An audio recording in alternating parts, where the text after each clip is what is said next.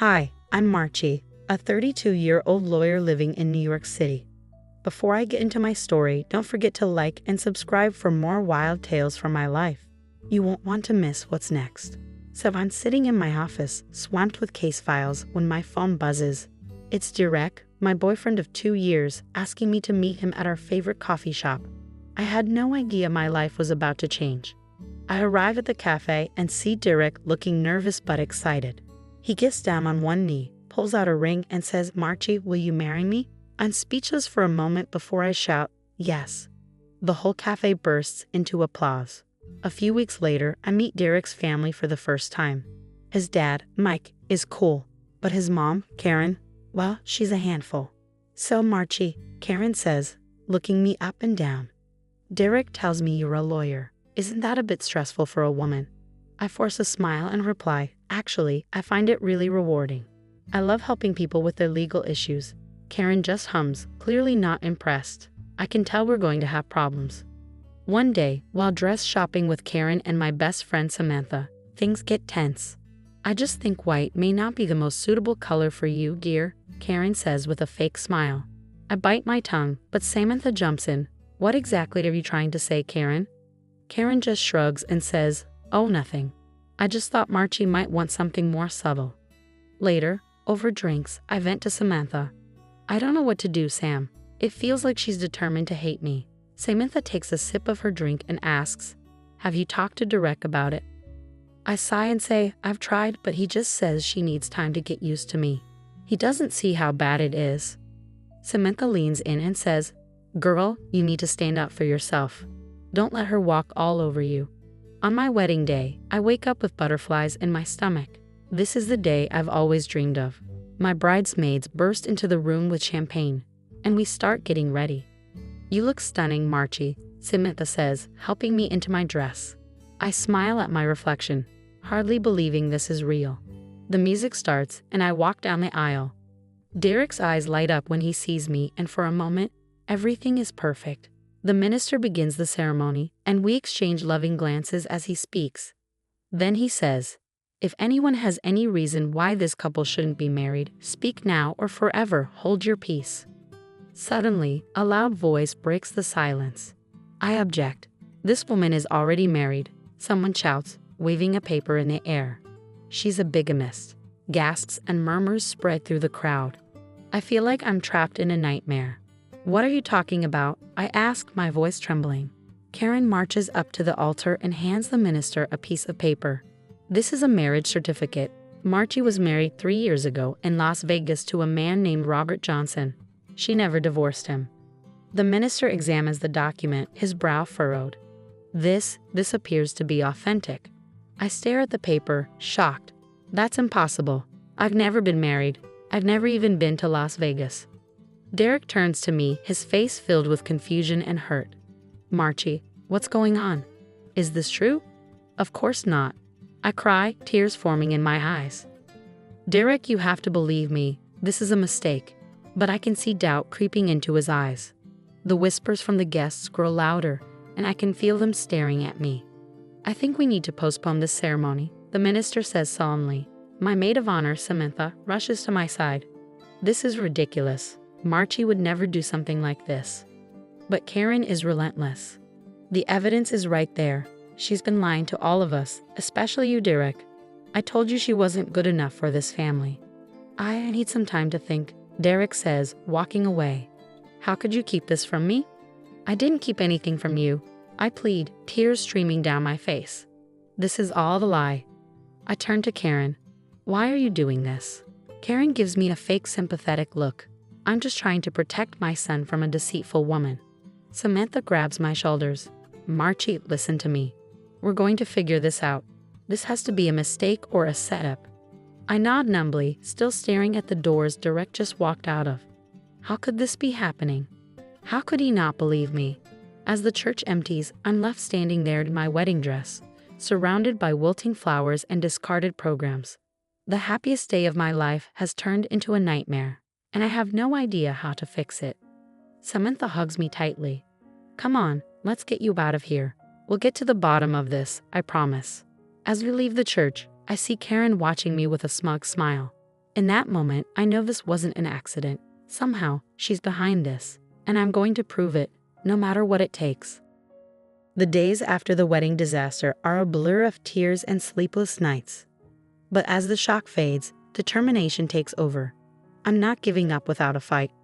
Sam, I need your help, I tell her. I'm telling you, we have to prove that marriage certificate is fake, I say, pacing around my living room. Samantha nods, her lawyer instincts kicking in. We'll need a professional for this. I know a guy, Mike. He's a private investigator and can dig deeper than we can. We meet Mike at a small rundown diner. He's all business, taking notes as we explain what happened. First things first, Mike says. We need to trace the origin of this certificate. I've got contacts in Vegas who can help. Days go by, and we slowly start putting the pieces together. Mike's contact confirms the marriage certificate is a forgery, but it's a really good one. We're looking for a pro, Mike explains. Someone with serious skills and access to the right equipment. Then, Samantha remembers something. Wait, didn't Karen mention a friend who could get anything done at that awkward family dinner? It's a long shot, but it's all we have. Mike works his magic, and soon we have a name. Jack Thompson, a local forger who's known for his skills. Tracking him down isn't easy, but Mike's persistence pays off. We finally find Jack in a shabby apartment on the outskirts of town. Inside, Jack is nervous, his eyes darting between us. I get straight to the point. We know you forged the marriage certificate for Karen. Prove it wasn't you, or we'll go to the authorities. Jack's face turns pale. Look, I didn't know what she was planning. She said it was for a prank. A prank? I say furious. She ruined my wedding. Jack quickly scrambles to his computer. I have proof. I record all my transactions just in case. He pulls up a video, and there's Karen, clear as day, handing him cash and telling him exactly what she wanted on the certificate. Mike steps in. We'll need you to transfer that to us, he says, his voice firm. Jack nods quickly. Take it, just don't turn me in, okay? As we leave, Samantha turns to me. This is huge, Marchie. But why would Karen go to such extremes? The answer comes as we dig deeper. Mike uncovers a pattern. A trail of forged documents and manipulated evidence, all tied to Derek's past relationships. Karen has been doing this for years. I'm horrified as I realize the truth. Anytime Derek got serious with someone, Karen found a way to ruin it. But the final piece of the puzzle is the most shocking. Mike discovers that Karen is deeply in debt, living a lavish lifestyle funded by loans she can't repay. She's after Derek's trust fund, Samantha concludes. If he marries you, she loses control. It all makes sickening sense. Karen isn't just a controlling mother. She's desperate and dangerous. We've got her, Mike says, his voice full of satisfaction. This is more than enough to clear your name. But as the excitement fades, doubt starts to creep in. How do I even begin to confront Karen with this? And will Derek believe me now, after everything? Samantha squeezes my hand. One step at a time. We've got the truth on our side. I nod, trying to calm my nerves. The path ahead is clear but dangerous. Confronting Karen could tear Derek's family apart. But staying silent would mean living under the weight of her lies. We have to do this, I say firmly. It's time to take Karen down. The day of reckoning finally arrives. I've spent countless hours preparing, planning every detail. As I walk into Derek's family home, my heart races, but my resolve is strong. Karen's smug smile fades when she sees me. What is she doing here? She asks, clearly surprised.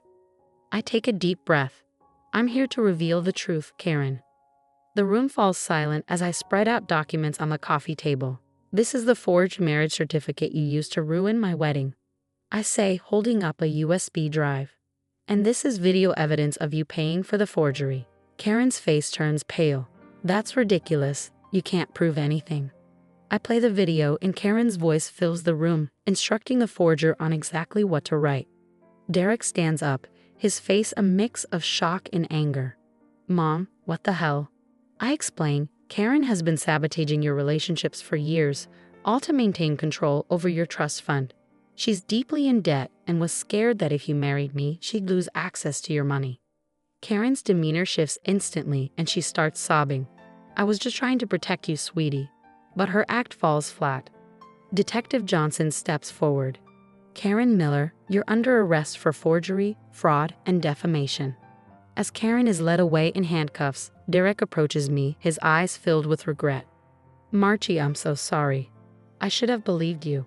Can you ever forgive me? I look at him, seeing the man I thought I'd marry. But that image quickly fades. I'm sorry, Derek, what now? You didn't trust me when it mattered most. That's not something I can forgive.